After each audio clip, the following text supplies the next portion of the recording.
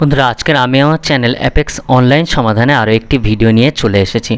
আজকের আমি আপনাদের দেখাবো ডিলে জন্ম সার্টিফিকেট পেতে গেলে কিভাবে এসডিও পারমিশন দিয়ে জন্ম মৃত্যু পোর্টালে অনলাইন অ্যাপ্লাই করবেন, সেই অ্যাপ্লাইয়ের পদ্ধতি দেখাবো। আর জন্ম সার্টিফিকেটটি কোন ডিপার্টমেন্ট থেকে পাবেন সেটাও দেখাবো। আগে কিন্তু আমরা এসডিও পারমিশন দিয়ে জন্ম মৃত্যু পোর্টালে অ্যাপ্লাই করলে পঞ্চায়েত থেকে জন্ম সার্টিফিকেট পাওয়া যেত। এখন কিন্তু আর পঞ্চায়েত থেকে সরাসরি পাওয়া যাবে না। এখন জন্ম মৃত্যু পোর্টালে অ্যাপ্লাই করার পরে আপনার পঞ্চায়েত এরিয়ায় যে হসপিটাল আছে সেই হসপিটালকে সেন্ড করা হবে। তার মানে সেন্ড টু বিএমএইচকে সেন্ড করা হবে। তারপরে বিএমএইচ ডকুমেন্টস ভেরিফাই করবে এবং অ্যাপ্লিকেশনটি ভেরিফাই করবে। করার পরে আবার ঘুরিয়ে পঞ্চায়েতকে সেন্ড করবে। করার পরে পঞ্চায়েত এটাকে ডিজিটাল সাইন করলে তবেই কিন্তু আপনারা জন্ম সার্টিফিকেটটা পাবেন। তার মানে আগে সরাসরি পঞ্চায়েত থেকে পাওয়া যেত, এখন মিডিলে বিএমএইচ ভেরিফাই করবে তবেই আপনারা জন্ম সার্টিফিকেটটি পাবেন। সেটা অবশ্যই পঞ্চায়েত থেকেই পাবেন। তাহলে বন্ধুরা এবার চলুন অনলাইনে কিভাবে অ্যাপ্লাই করবেন আর বিএমওএইচকে সেন্ড করার যে অ্যাপ্লিকেশন স্ট্যাটাসটি সেটা আপনাদের দেখাবো। বন্ধুরা চলুন এবারে ভিডিওটি শুরু করা যাক। বন্ধুরা তার আগে এখনও পর্যন্ত যারা আমার চ্যানেলটি সাবস্ক্রাইব করেনি তারা আমার চ্যানেলটি সাবস্ক্রাইব করে দেবেন। আর আমার এই ভিডিওটি যদি ভালো লেগে থাকে তাহলে আমার এই ভিডিওটি লাইক ও শেয়ার করে দেবেন। যে কোনো একটি ব্রাউজার নেবেন, নেওয়ার পরে একটি নিউ ট্যাব নেবেন, নেওয়ার পরে লিখবেন জন্ম মৃত্যু তথ্য, লেখার পরে এন্টার মেরে দেবেন। এবারে জন্ম মৃত্যু তথ্য এই যে অপশানটি চলে এসেছে এই অপশানটির উপরে ক্লিক করবেন। করার পরে জন্ম মৃত্যু তথ্য পোর্টালের হোম পেজটি চলে এসেছে। এবারে সিটিজেন সার্ভিসেসে চলে যান। সিটিজেন সার্ভিসেসের মধ্যে বার্থ এই যে অপশানটি দেখতে পাচ্ছেন এই বার্থ অপশানটির উপরে ক্লিক করুন। করার পরে নিচে ডিলেবার রেজিস্ট্রেশন এই যে অপশানটি দেখতে পাচ্ছেন এই ডিলেবার রেজিস্ট্রেশনের উপরে ক্লিক করুন। এবারে আপনার মোবাইল নাম্বারটি এখানে এন্ট্রি করুন। মোবাইল নাম্বারটি এন্ট্রি করার পরে ডান দিকে গেট ওটিপি এই যে অপশানটি দেখতে পাচ্ছেন এই গেট ওটিপি অপশানটির উপরে ক্লিক করবেন। করার সাথে সাথে আপনার মোবাইলে একটি ওটিপি চলে আসবে। সেই ওটিপিটি এখানে এন্টার ওটিপি এই ঘরে এন্ট্রি করবেন।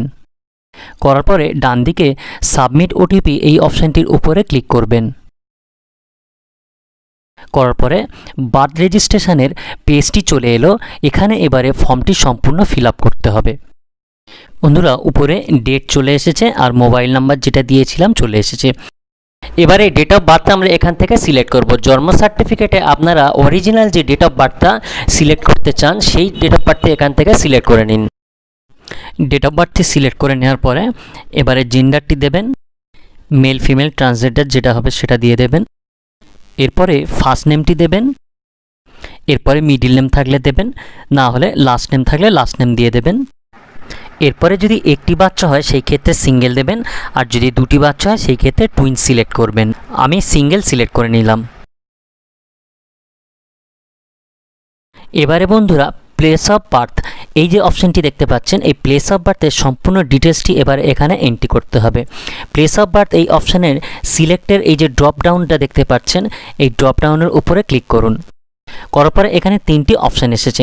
একটি হলো হসপিটাল, তারপরে হোম, তারপরে আদার্স। যদি হসপিটালে আপনার বেবি হয় সেই ক্ষেত্রে হসপিটাল সিলেক্ট করতে হবে। তবে হসপিটালে হলে হসপিটাল সাধারণত জন্ম সার্টিফিকেটটি কিন্তু ইস্যু করে। আর যদি এখানে অন্য কোথাও হয়ে থাকে যেমন যদি বাড়িতে হয়ে থাকে সেই ক্ষেত্রে আপনাকে হোম করতে হবে। হোম করলেও কিন্তু আপনার কোনো একটি মেডিকেল সার্টিফিকেট এখানে আপলোড করতেই হবে। আর যদি অন্য কোথাও হয় যেমন কোনো যদি নন গভর্নমেন্ট হসপিটাল কোনো নার্সিংহোমে হয় বা আদার্স কোথাও হয় সেই ক্ষেত্রে কিন্তু আপনাকে আদার্স সিলেক্ট করতে হবে। তবে আমি এখানে হোম করে জাস্ট কীভাবে ফর্মটা ফিল আপ করতে হবে এই ফর্মটা ফিল আপটা আপনাদেরকে দেখিয়ে দিচ্ছি। আমি হোম সিলেক্ট করে নিলাম। এবারে স্টেট সিলেক্ট করতে হবে। স্টেটটি সিলেক্ট করে নিলাম, ওয়েস্ট বেঙ্গল করলাম। এরপরে ডিস্ট্রিক্ট সিলেক্ট করতে হবে। এরপরে ব্লক মিউনিসিপ্যালিটি যে এরিয়া হবে সেটা সিলেক্ট করবেন। আমি ব্লক সিলেক্ট করে নিলাম। এরপরে ব্লকের নামটি এখান থেকে সিলেক্ট করে নেব। এরপরে গ্রাম পঞ্চায়েত সিলেক্ট করলাম। এরপরে ভিলেজ সাধারণত মৌজা অনুযায়ী আসে। এরপরে পিনকোড নাম্বারটি দেব। এরপরে অ্যাড্রেসটি সম্পূর্ণ এখানে এন্ট্রি করব। এবারে ফাদার্স ইনফরমেশনটি আমি এখানে এন্ট্রি করব। প্রথমে ফাদার্স ফার্স্ট নেম দেব, তারপরে মিডিল নেম থাকলে দেব, না হলে লাস্ট নেম থাকলে লাস্ট নেম দিয়ে দেব। এরপরে ইমেল আইডি থাকলে দিতে পারেন, মোবাইল নাম্বার দিতে পারেন। Type of ID documents father's যদি আধার কার্ড দিতে পারেন, না থাকলে অসুবিধা নেই, ম্যান্ডেটরি নয়।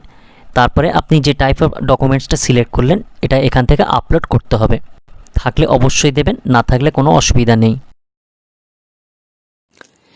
এরপর মাদার ইনফরমেশান, মাদার ইনফরমেশানে ফার্স্ট নেম দেবেন, লাস্ট নেম দেবেন, মোবাইল নাম্বারটি দেবেন, আইডি প্রুফটা দেবেন। এখানে আমি আধার কার্ডটাই দিলাম, আধার নাম্বারটি এখানে এন্ট্রি করে দেবেন।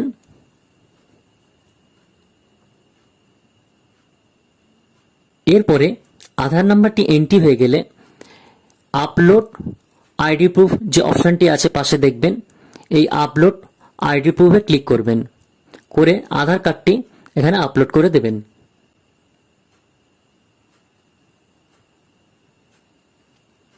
বন্ধুরা, আধার কার্ডটি আপলোড হয়ে গেল। এবারে এখানে পুরো ঠিকানাটি দেবেন, যে যে ঠিকানা আপনার যা যা আছে স্টার মারা আছে যেগুলো সেগুলো দেবেন, যেগুলো নেই সেগুলো আপনার প্রয়োজন থাকলে অবশ্যই দেবেন। পোস্ট অফিস দিলাম আমি,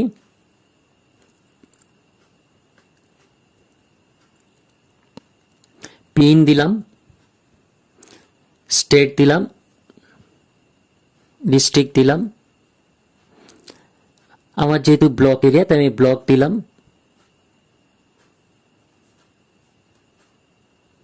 গ্রাম পঞ্চায়েত দেবেন, ভিলেজ বা সিটি এটা ড্রপ ডাউন করে যেটা আসবে সেটাই দেবেন। এরপরে বন্ধুরা পার্মানেন্ট অ্যাড্রেসে আসবেন, এখানে দেখবেন যদি আপনার উপরের অ্যাড্রেসের সাথে পার্মানেন্ট অ্যাড্রেস সেম হয় তাহলে আপনি টিকটা মেরে দেবেন, please check if permanent address is same as above. যদি আপনার অ্যাড্রেসটা সেম না হয় তাহলে এই টিকটা আপনি তুলে দেবেন। দেখুন অ্যাড্রেসটি চলে গেল। আপনি যদি অন্য অ্যাড্রেস দিতে চান দেবেন, যদি না দিতে চান তাহলে প্লিজ টিকটা করেই রাখবেন। এবারে আসি ইনফরমেশন, সংবাদদাতার তথ্য, কে সংবাদটি দিয়েছিল, যে দপ্তর থেকে আপনি সার্টিফিকেটটা আবেদন করছেন। যদি উপরের অ্যাড্রেসের সঙ্গে সমান অ্যাড্রেসের সংবাদদাতা তাহলে প্লিজ চেক করে দেবেন, ইফ চেক ইনফরমেশনস। এরপরে নর্মালি মা হয়, বাবা হয় বা কোনো আত্মীয় হয়, তো আপনার যেটা হবে সেটা দেবেন। আমি এখানে মায়ের নামটাই দিলাম। যদি সংবাদদাতা আশা হয় তাহলে আশা দেবেন, দিয়ে আশা এমপ্লয়ের আইডি দেবেন, এমপ্লয় আইডিটা দিয়ে দেবেন, আশার ঠিকানাটা পুরো দেবেন। যদি না হয়, যেহেতু আমার আত্মীয় রিলেটিভ করলাম, মাকে করলাম, তাই আমি আধার করে অ্যাড্রেসটা সেম রেখে দিলাম। এরপর বন্ধুরা ধর্ম দেবেন, আপনার যার যে ধর্ম সেটা দেবেন, রিলিজিয়ান দেওয়ার পরে এবার এখানে ফাদার লেভেল অফ এডুকেশন, বাবার শিক্ষা দেবেন, বাবা কি করে পেশাটা দেবেন, মা কি করে মায়ের শিক্ষাটা দেবেন, মা কি করে সেটা দেবেন। এবারে মায়ের যখন বিয়ে হয় তখন মায়ের বয়স কত ছিল সেটা দিতে হবে। এবারে বাচ্চাটি কোথায় হয়েছে সেটা এখান থেকে সিলেক্ট করতে হবে। যদি কোনো গভর্নমেন্ট হসপিটাল হয় সেই ক্ষেত্রে ইনস্টিটিউশনাল গভর্নমেন্ট এই অপশানটি সিলেক্ট করতে হবে।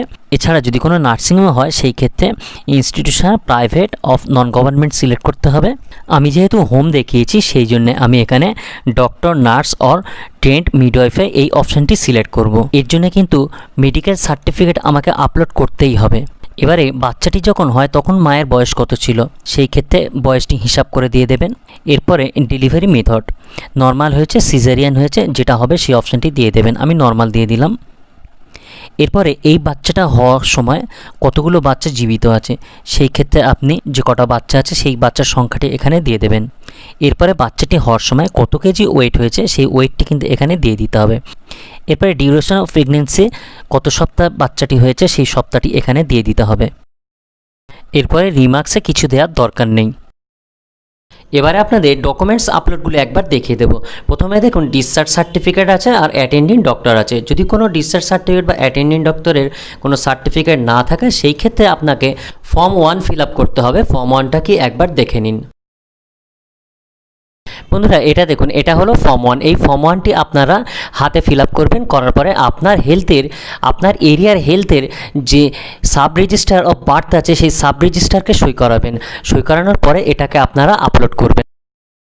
এরপরে আপনারা একটা চালান আপলোড করবেন। এই চালানটি আপনার গ্রিপস পোর্টাল থেকে 10 টাকার একটি চালান কেটে নেবেন। এই চালান কাটার পদ্ধতির ভিডিওটি আমি আমার চ্যানেলে এর আগে দেখিয়েছিলাম।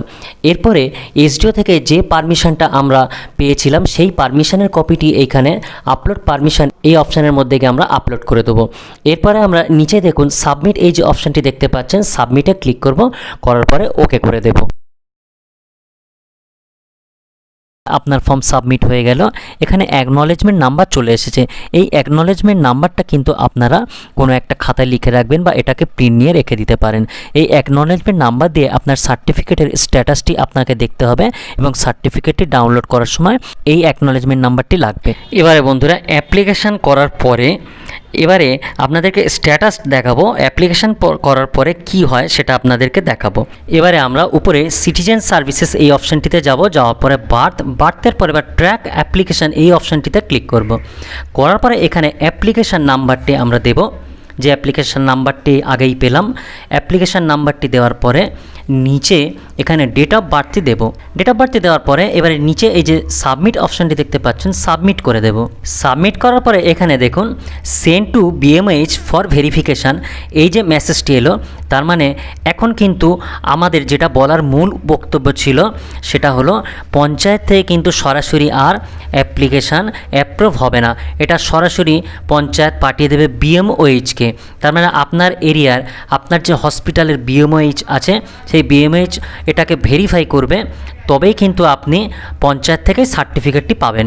এটা বিএমএইচ ভেরিফাই করার পরে আবার পঞ্চায়েতে চলে আসবে অ্যাপ্লিকেশানটি। এটা সম্পূর্ণ অনলাইনেই পদ্ধতি ভেরিফাই হবে। তাহলে বন্ধুরা বুঝতে পারলেন জন্ম সার্টিফিকেট কিন্তু পঞ্চায়েত থেকে আর সরাসরি পাওয়া যায় না, এটা বিএমএইচ ভেরিফাই করলে তবেই কিন্তু জন্ম সার্টিফিকেটটি পাবেন। তাহলে বন্ধুরা এই ভিডিওটি আজকের এই পর্যন্ত, পরের ভিডিওতে আবার দেখা হবে।